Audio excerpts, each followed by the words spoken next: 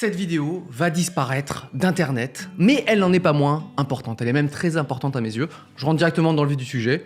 Vous posez la question pourquoi il n'a pas de lunettes, c'est juste pour changer, vous inquiétez pas. J'ai une grande annonce à vous faire. Le vendredi 23 décembre à 17h, je publie sur ma chaîne YouTube mon nouveau court-métrage qui s'appelle Fuji-san et qui est la suite du court-métrage Minori. C'est pas une grande surprise pour plein de gens qui ont vu ma dernière vidéo, puisque j'étais retourné au Japon, j'ai changé de couleur de cheveux. Et en plus de ça, j'avais changé le titre de Minori en Minori partie 1. Donc dans les commentaires, les gens étaient en mode « Attendez, mais qu'est-ce qui se passe là ?» Oui, c'est bien une suite qui arrive. Faut savoir que Minori, qui est sorti en 2019, qui est réalisé par François Descraques, est votre court-métrage préféré sur ma chaîne YouTube.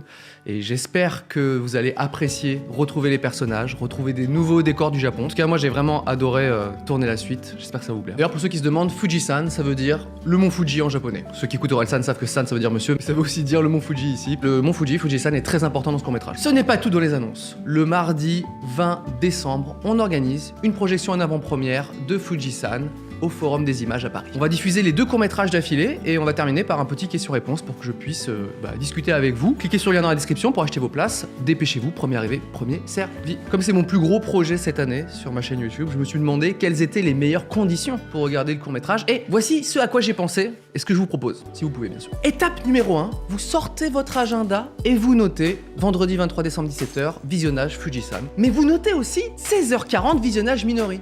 Comme ça, vous vous replongez dans l'histoire. 20 minutes plus tard, c'est la durée de Minori. Il est 17h, paf, vous enchaînez avec la suite. Tout est parfaitement millimétré. Je suis un mastermind.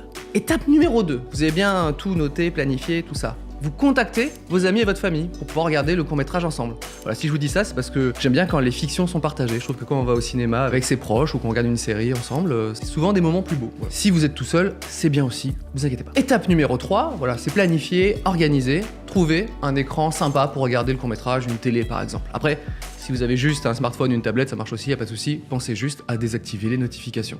Parce que le mec qui t'envoie 50 messages, on connaît, ça pète les couilles. Et sinon, pour demain, qu'est-ce que t'en penses de...